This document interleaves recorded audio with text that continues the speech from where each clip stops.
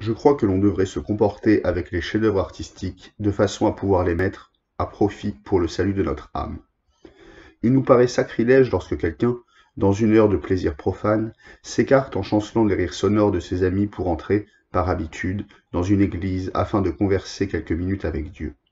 C'est un sacrilège semblable de franchir le seuil de la maison où sont conservées pour l'éternité les plus admirables créations que des mains d'hommes aient pu produire, preuve silencieuse de la dignité de l'humanité.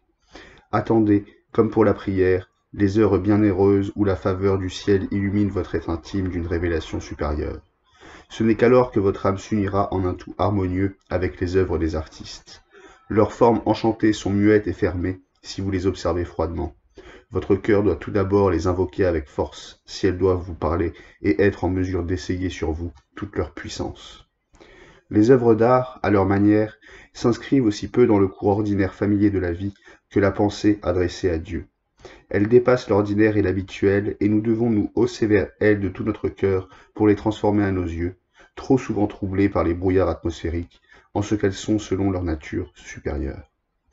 Chacun peut apprendre à lire les lettres de l'alphabet.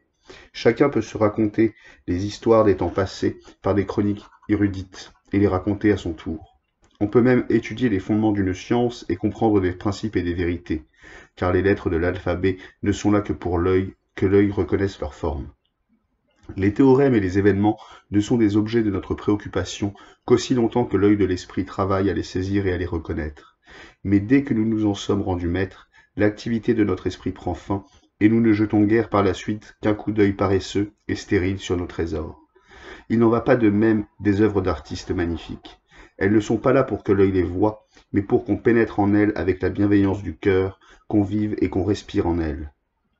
Un précieux tableau n'est pas un paragraphe de livre d'école que je peux mettre de côté, comme une coquille inutile, après en avoir sans grand effort extrait les significations des mots.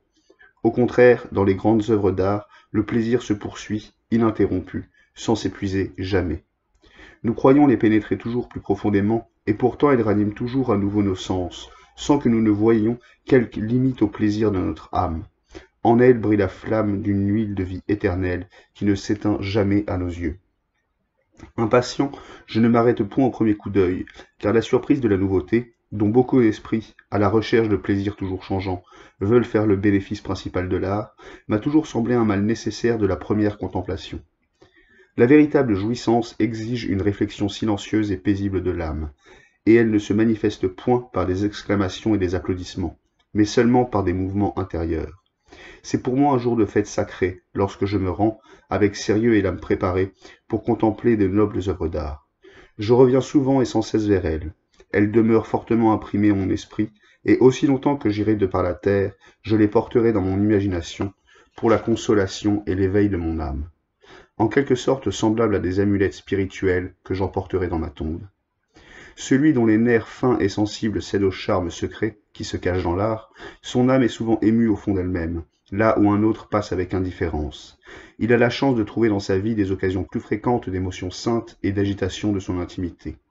J'ai conscience que, plus souvent encore, lorsque je passais sous quelque beau et grand portique, les colonnes puissantes et majestueuses, aimablement sublimes, attiraient involontairement mes regards, et emplissaient mon âme d'un sentiment particulier, de sorte que je m'inclinais intérieurement devant elles et que je poursuivais ma route le cœur plus léger et l'âme plus riche. L'essentiel est de ne pas dépasser, avec un courage téméraire, l'esprit d'artiste sublime et, en les prenant de haut, de s'autoriser à les juger.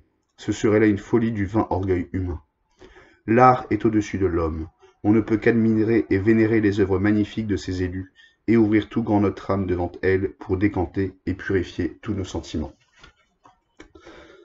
Wilhelm Heinrich Wackenroder, Épanchement d'un moine, ami des arts.